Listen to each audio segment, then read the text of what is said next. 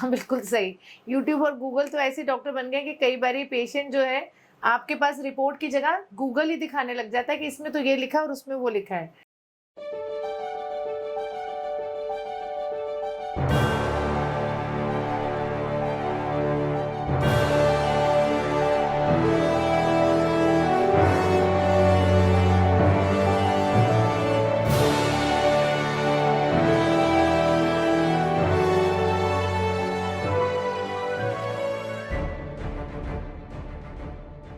Welcome to authentic school of knowledge. आज हमारे साथ डॉक्टर गुंजन भोला हैं, जो कि मरंगो एशिया हॉस्पिटल की एसोसिएट डायरेक्टर हैं।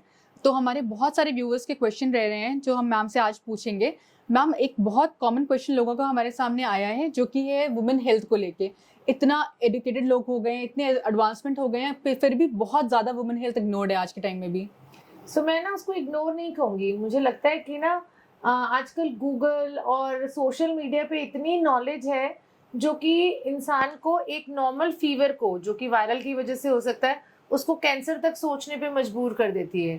प्लस आसपास के लोगों का कहना कि एक बार किसी के साथ कुछ हो गया तो वो 10 लोगों को उस तरीके के इंसिडेंट बताते हैं, रादर देन डॉक्टर से जाके पूछना और सही सलाह लेने की बजाय कोई भी अपनी सलाह देने लग जाता है। So that is the reason women health जो है वो उतना इग्नोर्ड है और उतनी कम नॉलेज है हमें, जबकि वुमेन ही सारा घर का काम संभाल रही है, सब कुछ संभाल रही है, फिर भी हेल्थ की अवेयरनेस बहुत कम है। इन शॉर्ट अगर हम बोलें, आजकल यूट्यूब और गूगल ही डॉक्टर बन गए लोगों के लिए। हाँ, बिल्कुल सही। यूट्यूब और गूगल तो ऐसे डॉक्टर बन गए कि कई बार पेशेंट जो है आपके पास रिपोर्ट की जगह गूगल ही दिखाने लग जाता है कि इसमें तो ये लिखा है और उसमें वो लिखा है। तो उसी तरीके से जैसे पहले के टाइम पर ये सब चीज़ें नहीं थी तो हम डॉक्टर की सलाह सुनते थे और वो मानते थे। आज की डेट में हम गूगल की सलाह सुनते हैं और वो मानते हैं। मैम, जैसे कि अगर हम बात करें, आजकल जो हमारे पीरियड्स का रेट है वो छोटे बच्चों में ज़्यादा पाने लग गए हैं हम। डिक्लाइन हो गया, जिस पहले 16-17 ईयर्स पे भी अगर होता था तो वो डिक्लाइन होकर 13-12 तक पहुंच चुका है। तो इसका मेजर रीज़न क्या है? मेजर रीज़न जो है ना, उसमें आजकल जो है जिसको हम कहते हैं चाइल्डहुड ओबेसिटी। आजकल के बच्चे जो हैं, पुराने टाइम पे क्या था, ये टीवी और ये सब नहीं थे, गैजेट्स वगैरह, तो खेलने जाते थे, खाना खाया, स्कूल से आए तो खेलने गए और बाहर खेलने गए। अब आजकल everything is available on your, आप अपने आराम से फिंगर टिप्स पे आप कभी कोई गेम खेल सकते हैं, कोई वीडियो गेम खेलिए, कोई टीवी पे देख रहे हैं कुछ, so you are not getting up from your bed, आप बिल्कुल काउच पोटैटो बन गए हैं। और व्हाट आर वी ईटिंग? हमारे पुराने टाइम पे कहाँ इतने पिज्जा होते थे, बर्गर्स होते थे, pizza, burger, French fries. So the weight जो है ना वो इंक्रीज हो रहा है बच्चों का। So when ever weight will increase, fat cells ज्यादा होंगे तो हॉर्मोन्स जल्दी मेटाबोलाइज हो जाते हैं और उन केसेस में जल्दी पीरियड्स आने लग गए हैं। और सेम तरह मीनोपॉज का भी एज जल्दी हो गया आजकल, वो that is also again through lifestyle. That is because of lifestyle also, because of pollution also. And हम जिस माहौल में रह रहे हैं आज की डेट में, पानी से लेके सांस तक सब कुछ पॉल्यूटेड है और वो कहीं ना कहीं तो हमें उसकी कॉस्ट भरनी है ना। सो यस, डेफिनेटली मेनोपॉज का भी हो रहा है, एग रिजर्व्स कम हो रहे हैं, उसी तरीके से इनफर्टिलिटी बढ़ रही है, ये सब उसी के साथ लिंक्ड है, कॉजेस चल रहे हैं। Ma'am, what is the right age की इनफर्टिलिटी चेकअप्स हम करा लें? So this is a very good question you have asked, Aparna. कोई ऐसा एक एज नहीं है, it has to be customised. अब किसी की शादी होगी उसके बाद ही वो कराएंगे इनफर्टिलिटी का workup. And because of the western culture जितना हमने आजकल अडेप्ट कर लिया अपने लाइफस्टाइल में, where females have an equal rights, and I am not against equal rights, I believe equal rights होने चाहिए, बट हमारे जीन्स और उनके वेस्टर्न जीन्स में बहुत फ़र्क है। फॉर देम 40 ईयर्स की एज में भी pregnancies are okay with them और उनको कोई प्रॉब्लम नहीं आती। But in India and in Asian population हमारे एग रिजर्व्स जो हैं वो फॉल करने लग जाते हैं, डिक्लाइन करने लग जाते हैं रैपिडली, जिसकी वजह से क्या है कि वही एग रिजर्व्स जो कि उनके यहाँ 40 ईयर्स में इनफ हैं, हमारे यहाँ पे वो 30 ईयर्स में भी कई होंगे। अगर मैंने बहुत पेशेंट्स अभी आजकल देखे हैं जिनके अंदर एग रिजर्व कम हो गया है, and they've just been married, because late age of marriage है, because of females priorities in life and which should be. But आपको हर चीज़ को बैलेंस करके चलना है। You can not be like, मेरे पास कई पेशेंट ऐसे आते हैं, पहला बच्चा हो गया, उसके 5-6 साल तक में they are not planning, even if they are planning they don't want it at that time, but later on जब वो लेते हैं उसके लिए प्लान करते हैं तो तब तक एग रिजर्व खत्म हो गया। So we are not left with any choices. And similarly, अगर हम contrarily उधर देखें अपने western counterparts में, तो उनके यहाँ तो 40 years के बाद marriage शुरू हुई, 45 तक आराम से चल रहे हैं और कोई इतना ज़्यादा effect नहीं है. So we have to balance that also. Ma'am एक बहुत ज़्यादा चीज़ें जो आजकल हम देख रहे हैं women mental health during pregnancy and post pregnancy, postpartum depression लोग बहुत ज़्यादा बात करने लगे हैं. ये चीज़ें पहले भी तो एग्जिस्ट करती थी, पहले भी वुमेन फेस करती थी और उसको हैंडल भी करती थी बहुत मेच्योरली. तो ये क्या क्या डिफरेंस, क्या शिफ्ट आया जो इसका इतना रिक्वायरमेंट हो रही है आज के टाइम में लोगों को? So I would not say कि वो हैंडल करती थी. क्या होता था कि अभी भी आई हैव पेशेंट्स जो आफ्टर डिलीवरी उनको बोला जाता है कि आपके सिर ढक के रखोगे, आपको बाहर नहीं जाना, थोड़ा गर्मी में रहना है, यू शुड हैव लेस, आप कुछ चीज़ें ज़्यादातर देखोगे नहीं, मोबाइल नहीं यूज़ करना, and there are other restriction जो फीमेल्स पे पोज करी जाती हैं specially after delivery. So you have to understand ये सारी की सारी चीज़ें. प्लस एक रोल रिवर्सल हुआ, आपका रोल नया चेंज हुआ. अब पहले during pregnancy you are the centre of all family, पूरी अटेंशन सब आपके ऊपर है. Now the focus is just change to the baby and आपके लिए एक नई चीज़ है. आप you first have become mother, आप नई मम्मी बने हैं, आपको भी नहीं पता है कैसे मैनेज करना है बच्चे को. आपको नींद पूरी नहीं मिल रही है बिकॉज बच्चा जल्दी उठ रहा है and physical exhaustion leads to mental exhaustion. Mental exhaustion के साथ में प्लस ऑल दीज हॉर्मोन्स जो कि उस टाइम पे ड्यूरिंग प्रेगनेंसी चल रहे थे, they are going away. So that all lead to postpartum blues और पोस्टपार्टम डिप्रेशन. होता उस टाइम पर भी था, बट जब कोई चीज़ समझ ही नहीं आए तो उसको हम क्या बोलें. अब हमें समझ आती है तो हमारे पास उसके हल हैं और हम बोलते हैं. नहीं तो उस टाइम पे लोग ये बोलते थे कि देखो इसको हवा लग गई है, इसको हवा लग गई है, इसको ढक के रखो नहीं तो हवा लग जाएगी. वो हवा लगना क्या था? वो हवा लगना इस उस टाइम पे भी पेशेंट्स होते थे जो बिना बात के रोना शुरू हो जाते थे. They had mood changes, they didn't want to do anything. बिल्कुल तैयार होना पसंद नहीं है, कुछ भी करना नहीं चाहते, अपने बच्चे को ही देखना नहीं चाहते. इट्स नॉट बिकॉज उनको कोई वो करना नहीं है, बट द डिप्रेशन और the mood changes were so rampant in them कि वो उस टाइम पे उसको हैंडल ही नहीं कर पा रहे थे, जिसको हम ये बोलने लग जाते हैं. अब मेंटल हेल्थ का एक रीज़न ये भी है कि अवेयरनेस अब ज़्यादा बढ़ गई है, so now we know more about it. But at the same time the stress is also more. अब सपोज कोई वर्किंग फीमेल है, 7, 8, 9 महीने तक तो वो वर्क ही करिए, she is working home, working at home also. I am not saying कि जो जाके वर्क करके आ रही है, और working at home also the stress of taking care of the family. उस टाइम पे अपने घर का ध्यान भी रखना है, अपना ध्यान भी रखना है, बच्चे के लिए का भी ध्यान रखना है, पर eight the same time you have a stress of your work also. तो ये जब सारी चीज़ें इतना वर्क ऑन करती है ना, तो डेफिनेटली कहीं ना कहीं इम्पैक्ट तो रहता है. It's not easy to just unwind. Though we keep on telling patients कि आप थोड़ा मेडिटेशन करिए, डीप ब्रीदिंग करिए, ट्राई रीडिंग गुड बुक्स. जो पुराने ज़माने में लोग बोलते थे अच्छी किताबें पढ़ो, वो इसीलिए है ताकि आप थोड़ा सा अपनी लाइफ में कोई ठहराव लाएं, थोड़ा ठहराव लाएं और just enjoy the process, enjoy the journey. It should not be like कि जैसे इतनी एम्बिशियस हो गए हैं हम आजकल कि it has become a to do list. बच्चा करना है, ओके डन. काम करना है, okay done. Now I reached a position, done. You need to enjoy, take a deep breath, उस स्पेस को एंजॉय करो जिसमें आप हो. That's very important. मैम मुझे कई बार लगता है sir being a mother my self, कई बार मुझको ये सारी चीज़ें नहीं हुई, postpartum depression and all those things. तो ये एक फीमेल दूसरे फीमेल को समझ भी नहीं पाती है, ऐसा भी कुछ है? हाँ, ऑब्वियसली जब आपने नहीं फील किया तो आपको दूसरे को समझाने में दिक्कत तो आएगी, क्योंकि जो चीज़ आपने खुद नहीं देखी. पर जैसे आपने बोला कि आपने नहीं किया, so at the same time why you had a different pregnancy and the other person had a different pregnancy is like आप दोनों की सब कुछ ही चेंज है.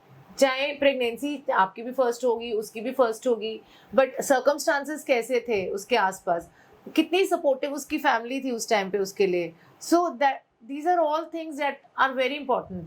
कि अगर आपका पार्टनर इतना आपके साथ में सपोर्टिव है कि वो आपके साथ में बेबी की भी सारी केयर करा रहा है, आपको भी सपोर्ट कर रहा है, तो definitely even if you are dealing with some issues वो आपके सेटल हो जाते हैं, because you have a tender loving environment around you जो आपको ध्यान रख लेता है. तो that obviously makes it impacts a lot environment. Ma'am एक और चीज़ हमने बहुत ज़्यादा सुनी है लोगों से, आजकल सर्वाइकल कैंसर बहुत ज़्यादा फीमेल्स में पाया जा रहा है. उसका कुछ मेजर रीज़न है कि why it is so common? पाया जा रहा है या ज़्यादा डिटेक्ट हो रहा है? सो ये बहुत इंपॉर्टेंट है कि हमें लगता है कि वो चीज़ बढ़ गई है, वो चीज़ बढ़ गई है या जल्दी पकड़ आने लग गई है.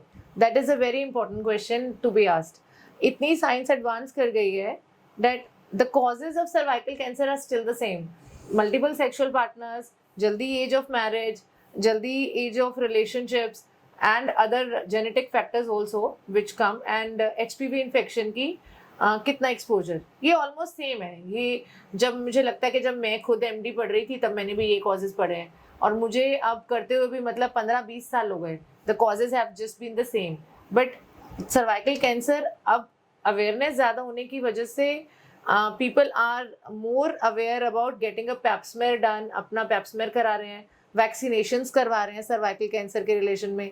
सो जब आप HPV की वायरस की टेस्टिंग होनी शुरू हो गई है, सो वो जल्दी पकड़ लेता है. तो जब इतने एडवांसमेंट हो जाएंगे तो then definitely the number will increase. But are we reaching the number of stage 3 और स्टेज 4 के कैंसर को? स्टेज 3 एंड 4 जिसमें लास्ट में पता चलता था कैंसर, उससे बहुत देर पहले अगर स्टेज 1 में वो कैंसर पता चल रहा है तो yes, numbers have increased for a cancer. But I would say still जो मॉर्बिडिटी है वो कम हो गई है. मॉर्बिडिटी एंड मोर्टेलिटी जो सफ़र कर रही थी फीमेल, वो उसके लिए कम हो गया, बिकॉज जितनी जल्दी डायग्नोज उतनी जल्दी इलाज और उतना ईजी इलाज. इसका बेसिकली हमें किस एज ग्रुप को ज़्यादा टेस्ट करना चाहिए अगर देखें तो? सो आइडली जो इम्पोर्टेंट ये है कि any female when ever she is sexually active तो उसको अपने पैप्समेयर्स करवाने चाहिए. अब सिंपल पैप्समेयर टेस्ट जो है वो एवरी 3 years करा सकते हैं. 25 years ऑफ एज के बाद में कराना शुरू कर सकते हैं. और if you are getting an HPV DNA test also along with it तो आप हर 5 साल पे करा सकते हैं. Till the age of 60-65 you need to get them. उसके बाद आपको करवाने की ज़रूरत नहीं है. That is the age group that जिसके अंदर आपका HPV एक्सपोजर भी है और आपके कैंसर होने के चांसेस भी हैं. मैम, से मेंटल हेल्थ के बारे में हम बात कर रहे थे वुमेन की, क्या मेजर कॉजेज होते हैं और क्या कब रेक्टिफाई कर सकते हैं उनको, किस स्टेज पे? सो मेंटल हेल्थ, आप पोस्टपार्टम मेंटल हेल्थ की बात कर रहे हो ना? पोस्टपार्टम मेंटल हेल्थ में जैसे मैंने आपको बोला कि कॉजेज में अभी जैसे हम डिस्कस कर रहे थे, फिजिकल एग्जॉस्शन होगी, अगर वो थकी हुई हैं, सो नहीं रही हैं प्रॉपरली. और जैसे शुरू में एक नॉर्मल, एक और भी जो मैंने आपको बताया ना, एक बहुत ऐसा मिथ है कि ज़्यादा खाने को मत दो, और अगर खाने में सिर्फ पीने की चीज़ें मिल रही हैं या फिर सिर्फ जीरे का पानी मिल रहा है, दूसरा कोई और पानी ही नहीं मिल रहा है, और जबकि हाई प्रोटीन डाइट मिलनी चाहिए उस टाइम पे फीमेल को, क्योंकि प्रेगनेंसी से ज़्यादा रिक्वायरमेंट है उसको जब वो फीड करा रही है, लैक्टेट करा रही है. अगर वो हम नहीं उसको दे रहे हैं तो वो उतनी वीक है. जब आप फिजिकली वीक होगे तो आप मेंटली तो वीक हो गई, तो आप उतनी जल्दी थकोगे, उतना जल्दी इरिटेट होगे, और जब आप इरिटेट होगे आपको कोई समझेगा नहीं तो आप रोओगे, आप और मेंटली डिस्टर्ब होगे. So yes, all of these things are linked and people have to understand कि वो पुराना ज़माना था जहाँ पे ना डिलीवरी के बाद में ना वो घी डाल के सब कुछ खिलाया पिलाया जाता था. उसके पीछे भी एक रीज़न था, लॉजिकली चलना चाहिए. उस टाइम की फीमेल्स ना बहुत ज़्यादा ये इसमें खेतों में काम करती थी और बहुत ऐसा वाला फिजिकल वर्क करती थी, and they never use to get enough nutrition. उनको उतना खाने पीने को भी नहीं उस टाइम मिलता था. सो उस टाइम पीरियड के हिसाब से उनको उस टाइम पे वो खिलाया पिलाया जाता था ताकि वो डिलीवरी के लिए भी रेडी हो और उसके बाद बच्चे को भी देख पाए.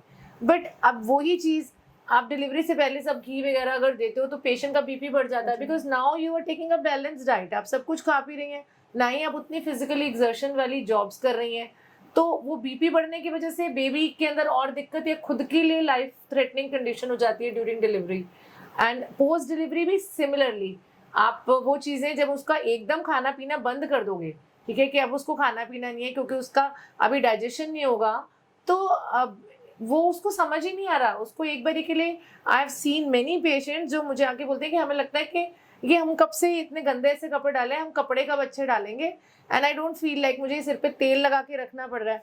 एजुकेटेड पॉपुलेशन एंड एकदम ही your lifestyle just changes drastically after delivery, it is going to have an mental impact on you. So that is something we need to change with time. हम जो डॉक्टर्स की guidelines होते हैं still बहुत सारी families हैं जो follow नहीं करती, और जैसा कि आपने बताया कि घी खिलाना, वो अपना ही रूटीन लेके चलती हैं कि नहीं डिलीवरी हुई है, हमारे साथ तो ऐसा डील हुआ था, हम ऐसे ही डील करेंगे. इस मिथ का बैरियर को तोड़ना भी चाहिए, होना चाहिए. पर यही बात है कि आपसे जब कोई पूछे तो आप ज़रूर बताओ पर आप वैसे नहीं बता सकते अगर कोई पूछेगा नहीं आपसे. सो आजकल काफ़ी अवेयर, वैसे मैं कह रही हूँ कि the population is coming, specially the couples. वो पूछते हैं कि हमें बोल रहे हैं अभी कोई घी खाने के लिए, आप बताओ कि अब हमें लास्ट में घी खाना चाहिए या फिर आफ्टर डिलीवरी अब हम इसको पंजीरी खिला सकते हैं या लड्डू खिला सकते हैं. तो आई ऑलवेज टेल देम, खिलाओ, आपको खिलाना है आप खिलाओ, पर इन मॉडरेशन उसको खिलाओ. बिकॉज ये जो आप उसको एक्स्ट्रा घी खिला रहे हो ना, इस घी ने सिर्फ उसकी बॉडी पे लगना है, उसको कोई फ़ायदा नहीं देना. Because she will be given supplements, iron, calcium, multivitamin सब चलेंगे उसके to provide her support during her lactation phase and उसका खुद का रिकवर होने के लिए. May be that is one of the reason कि लोग प्रेगनेंसी के बाद वेट ज़्यादा पुट ऑन करते हैं. That is one of the reason. Then again वो भी that is the cause of mental depression कि नाउ अब वो लूज करने में लोग स्ट्रगल करते हैं. राइट, या बिकॉज क्या है, आप अपनी एकदम अपनी बॉडी शेप को देख के आपको लगता है अरे ये क्या हो गया, this is something new for me also. That's why I say you need a tender loving environment around you, जो आपको बोलें कि अरे ये तो कुछ भी नहीं है, you looking you still looking beautiful and you are still beautiful to me. I think that's the only thing a female wants to hear from her partner at that time. That's true, ma'am. Thank you so much ma'am for all the concern जो हमारे viewers के थे. इसके आगे हम और भी questions के साथ आएंगे which will be discussing in the next podcast. Thank you so much.